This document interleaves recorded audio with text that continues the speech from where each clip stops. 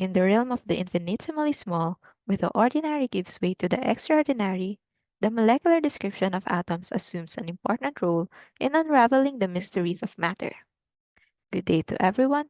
We are Team Samarium, and for today's video, we'll delve into the microscopic landscapes that define atoms at various states of matter with the title, Do Atoms Still Move Even in a Solid State?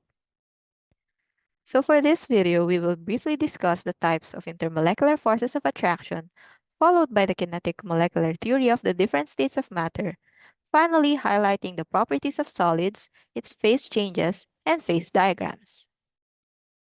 In our previous years, we have learned that intermolecular forces are the attractive or repulsive forces that act between neighboring particles.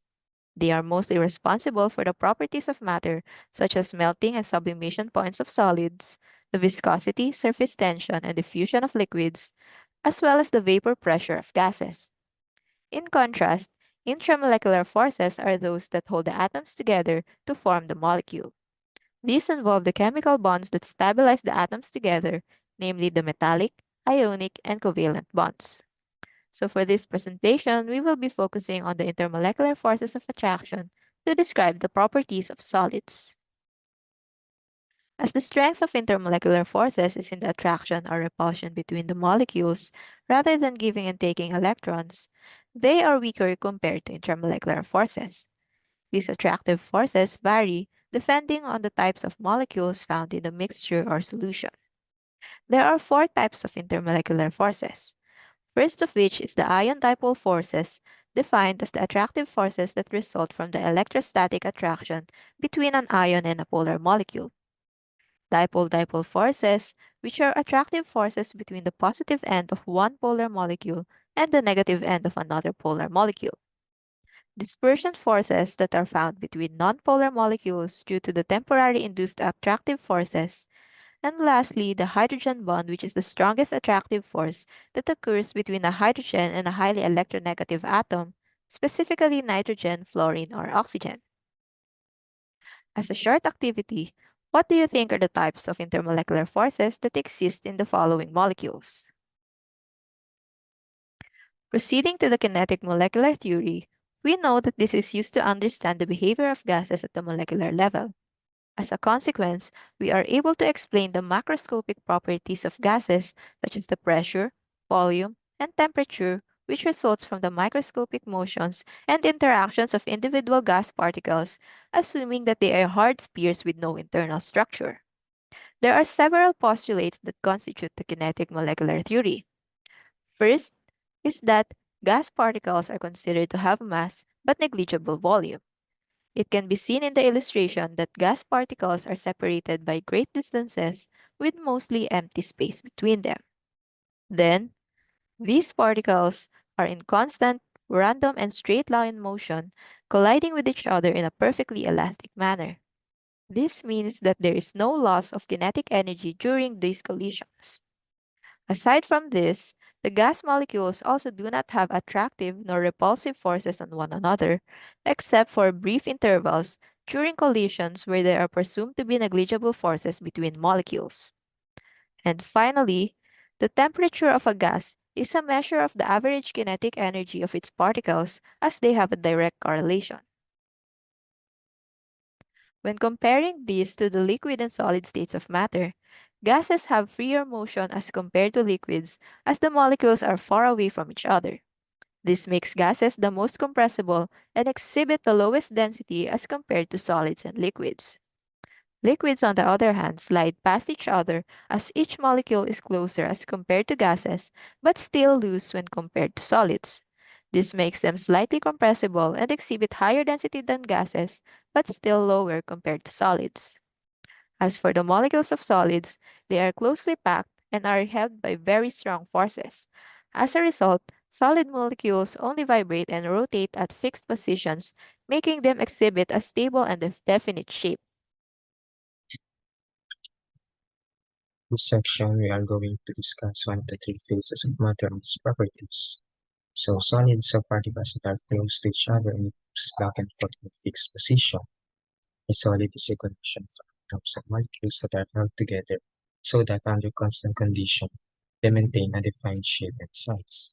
The solids are characterized by structural rigidity and resistance to changes of shape or volume.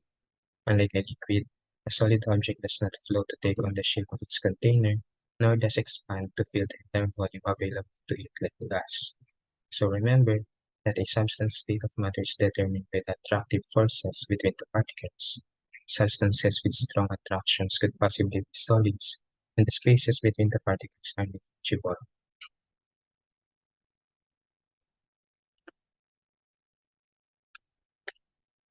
Solids are substances with very strong attractions between the particles, and those attractions can either be inter or intramolecular depending on the type of particle. So with solid particles, you will see a level and ordered and organized array of closely packed particles, meaning that the particles are essentially in contact with each other that cannot be pushed closer than they already are. So even though solid particles are held in place, they still move around in a form of vibrational motion. Most solids have a repeatable crystal structure called a lattice. Because the particles are already closely packed, the particles or solid materials are incompressible. And now, since we are on the topic of properties of solids, there is a question to investigate before we go further on the different types of solid. How does heating or cooling affect the atoms in a solid? So in a video presentation that is playing, we see that a room temperature bulb passes through a room temperature ring. But when we heat it, the metal sphere cannot pass the metal ring anymore.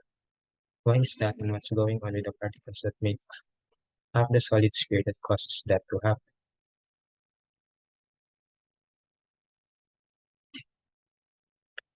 So here are the concepts that we should know on the particles of a solid, especially on this phenomenon. So the attraction within the particles of a solid are strong, resulting to the particles' inability to move past each other. And when heating a solid, the solid increases the motion of the atoms, causing them to move a little apart. However, in contrast, cooling a solid decreases the motion of the atoms, resulting to particles closing onto each other. Now let us look at the different types of solid that you might see. So with rare exception, components constituting a solid substance, whether they are ionic, molecular, covalent, or metallic in nature, are bound together by potent attractive forces. So solids can be organized in two primary manners. They may assemble into a regular repeating three-dimensional arrangement known as the crystal lattice, resulting in a crystalline solid, or they may conglomerate without specific order, giving rise to an amorphous solid. So crystalline solids have irregular ordered arrays of components held together by uniform intermolecular forces, whereas the components of amorphous solids are not arranged in regular arrays. So here is a diagram of or a model that shows the difference between the two.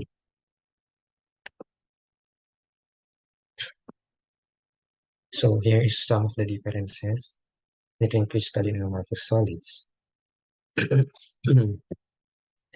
You would see a well-defined melting point of crystalline solids, whereas amorphous solids melt over a wide range of temperature.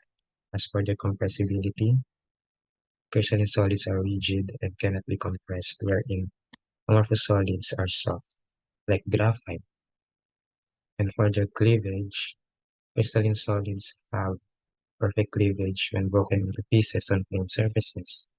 And in contrast, an irregular cleavage is observed in amorphous solids when broken into pieces on plane surfaces. Now, let us proceed to other property of solid.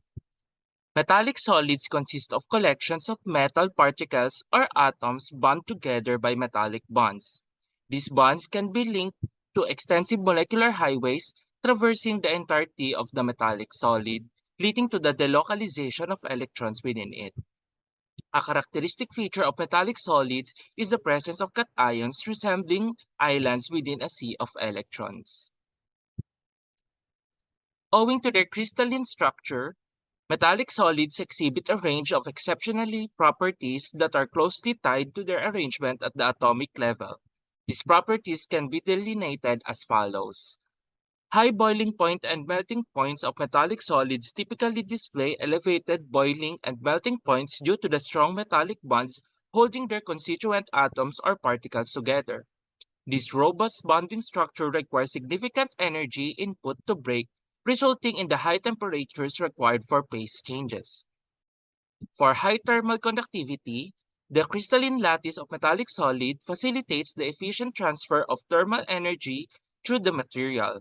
This property enables metallic solids to rapidly conduct heat, making them valuable in various applications where heat transfer is important. Excellent electrical conductivity of metallic solids are renowned for their ability to conduct electricity effectively. This conductivity arises from the delocalized electrons within the metallic lattice, which can be moved freely in response to an electric field, facilitating the flow of electric current. For the ductility and malleability, metallic solids demonstrate ductility and malleability, meaning they can be easily deformed without fracturing. This property stems from the ability of metallic bonds to rearrange and adjust in response to applied stress, allowing the material to be shaped into various forms such as wires or sheets. Metals are renowned for their exceptional conductivity, facilitated by metallic bonds that enable the movement of electrons, allowing the transmission of electricity and heat. This conductivity is attributed to metals having fewer electrons in their valence shells, leading to low electronegativity and larger atomic radii. Within the crystalline structure of metals, electrons move freely, forming a sea of electrons when a current is applied. This electron flows unimpeded, contributing to the material's electrical conductivity. The high conductivity of metallic solids also imparts ductility and malleability, enabling them to change shape under applied force while maintaining their crystal arrangement. Additionally, metals efficiently transfer heat, light, energy, and vibrations.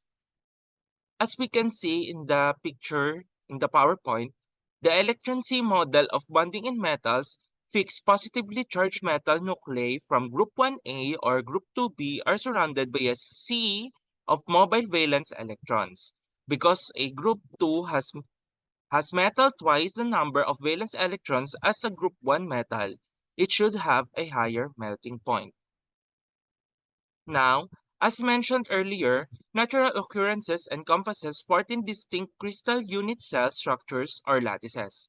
However, a significant proportion of metals and various other solids exhibit unit cell structures classified as body-centered cubic or BCC, face-centered cubic or FCC, or hexagonal closed pack or HCP. Due to their prevalence, these structures warrant detailed discussion. First one is the BCC. The BCC arrangement, unlike FCC or HCP, does not allow atoms to pack together as closely. Typically, it represents the high temperature form of metals that are close packed at lower temperatures. The packing factor, which measures the volume of atoms in a cell relative to the total volume, is 0.68 for the BCC unit cell. Materials with the BCC structure include lithium, sodium, potassium, chromium, barium, vanadium, alpha iron, and tungsten. Metals with the BCC structure tend to be harder and less malleable compared to close-packed metals like gold. Deformation requires atomic planes to slip over each other, which is more challenging in the BCC structure. In the FCC structure and HCP as well, atoms can be packed more closely compared to the BCC structure. In this arrangement, atoms from one layer fit into the spaces between atoms of the adjacent layer, akin to balls filling the pockets created by the layer below in a box. The packing factor representing the volume of atoms in a cell relative to the total volume is 0.74 for FCC crystals. Metals with an FCC structure include aluminum, copper, gold, iridium, lead, nickel, platinum, and silver. For the HCP structure comprises three layers of atoms. In each top and bottom layer, six atoms arrange themselves in a hexagonal shape with the seventh atom positioned in the center. The middle layer accommodates three atoms nestled in triangular grooves of the top and bottom planes, with only three of the six grooves surrounding each atom being filled by atoms. In the HCP unit cell, There are 6 atoms. Each of the 12 corner atoms contributes 1/6 of an atom to the unit cell, while the 2 atoms in the center of the hexagon contribute half an atom each. The 3 atoms in the middle layer contribute 1 atom each. The coordination number of the atoms in this structure is 12, with 6 nearest neighbors in the same close packed layer and 3 each in the layers above and below. The packing factor is 0.74, identical to the FCC unit cell. The HCP structure is prevalent in elemental metals including beryllium, cadmium, magnesium, titanium, zinc, and zirconium. Now let us proceed to the practice problem. Which of the following is not a type of crystalline solid? A. Ionic, B. Metallic, C. Molecular, or D. Atoms? The answer is letter D. Atoms. To answer that question, atoms are not a type of crystalline solid. In the context of crystalline solids, atoms refer to the constituent particles that compose the structure of other types of crystalline solids such as metallic or molecular solids. Crystalline solids are classified based on the arrangement of atoms or molecules within their structures. There are four types of crystalline solids: ionic, covalent, molecular, and metallic crystals. Ionic crystals are formed by ions in their lattice points, characterized by strong electrostatic forces. The strong forces holding the atoms together mean a large amount of energy needed to break these bonds, which is why the melting points of ionic crystals are high. They are hard and brittle and do not conduct electricity nor heat unless they are dissolved in an aqueous solution where ions are solvated and flow freely. It is also worthy to note that anions and cations differ in size inside their crystal structures due to the absence or presence of extra electrons. Covalent crystals are composed of covalently bonded atoms. The popular examples are the two allotropes of carbon, diamond and graphite. The strong covalent bonds in three dimensions contribute to diamond's unusual hardness. Graphite, on the other hand, is formed in layers. Each layer has electron delocalization, which allows some electricity conductivity. Despite being hard, the layers are held weaker by van der Waals forces, where it allows each layer to slide over one another, lending to its slippery and more brittle characteristic. Molecular crystals have molecules instead of atoms in their lattice points. Forces between points are usually van der Waals or hydrogen bonding. Intermolecular forces govern these crystals, which are weaker than covalent and ionic bonds. Intermolecular bonds are more easily broken, hence, molecular crystals have lower melting points. A prime example of a molecular crystal is ice, where water molecules are held by hydrogen bonding. Unlike most crystals, its structure is not packed as closely as the shapes allow, hence, it is less dense than its liquid form. Lastly, metallic crystals are considerably the simplest because every lattice point is an atom of the same metal. The valence electrons of the bonded metal atoms are highly delocalized, that is, they're free to move around, which is responsible for the metal's strength and malleability because the atoms can slide around without breaking their structures. The mobility of the electrons make metals good conductors of heat and electricity. To check for your understanding, try this practice problem. Which of the following crystals are able to conduct electricity? Ionic, covalent, molecular, or metallic crystals? Now that we have an idea on the different intermolecular forces as well as kinetic molecular theory, in this section we will be tackling into phase change and phase diagrams. To start the discussion, let's talk about phase change. So when we say phase change, as the name itself, it is the process wherein the system transforms from one phase to another by altering their molecular structure. They are separated by a well-defined boundary and occurs if we remove or add energy to the system. So in this slide, shown here are the different processes that are associated with each phase change and their corresponding energy. Every phase change has its own associated change in energy of the system. In a solid, for example, the particles are in more or less fixed position.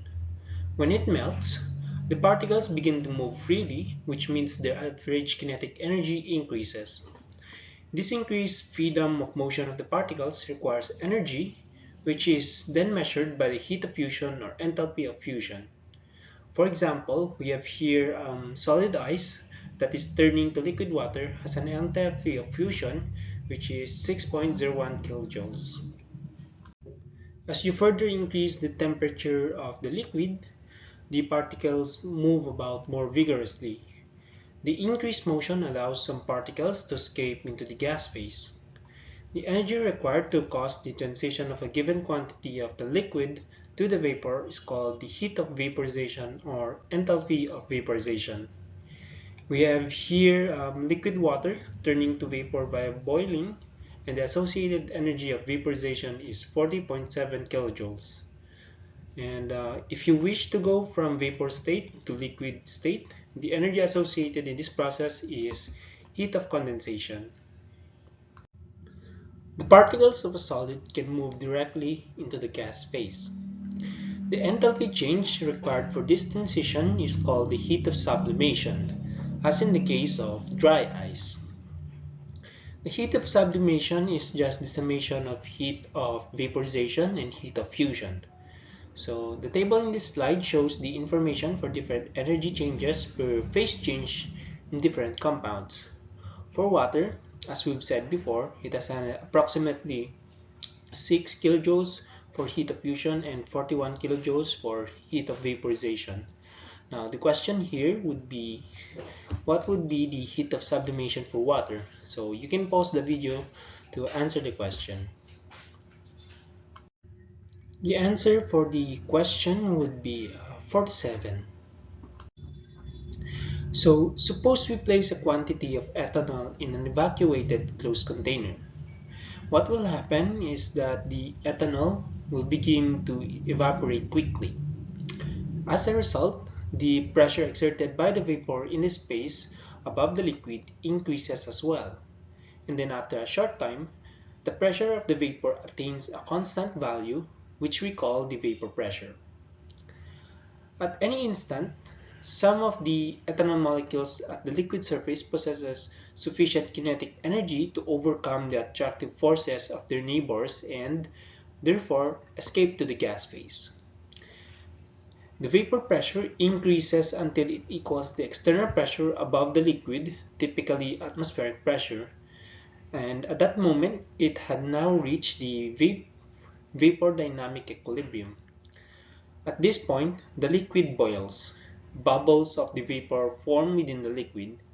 The energy required to cause the transition of a given quantity of the liquid to the vapor is called the heat of vaporization, as we've discussed a while ago.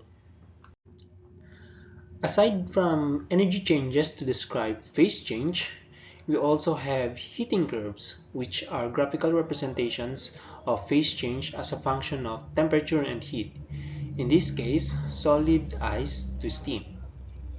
So initially, we have a solid ice that is in negative 25 degrees, and if it absorbs heat, leading to a temperature rise until it reaches its melting point at 0 degrees Celsius. During melting, the temperature remains constant as ice converts to liquid water.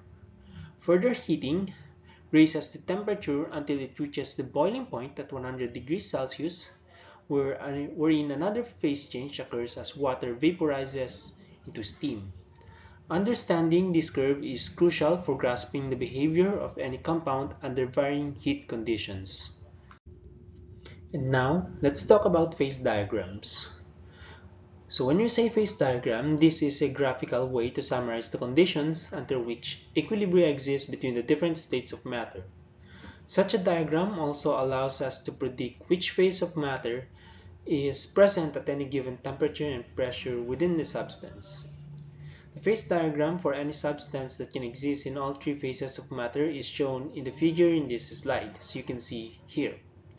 So the diagram contains three important curves, each of which represents the temperature and pressure at which various phases can coexist at equilibrium. So in this diagram, we have three important parts. We have the lines, which are called the phase boundaries. Okay, they separate the regions, as well as the lines itself serve as a boundary where the two phases are at equilibrium with each other. We also have the triple point. This is the point wherein the states of matter coexist at once. And we also have the critical point. This is the point that represents the highest temperature and pressure at which substance can exist as a liquid.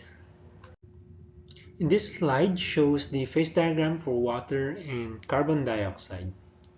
So for water, under standard pressure, if we increase the temperature, the solid ice will eventually transform to liquid at 0 degrees Celsius.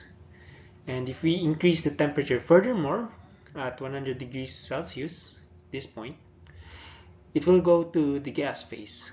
However, it is even possible for water to go from solid to gas directly via sublimation if we lower the temperature at 10 raised to the negative 3 and increase the temperature. This slide is a practice problem, and try to solve this on your own. You can pause the video and post your answer on the comment section.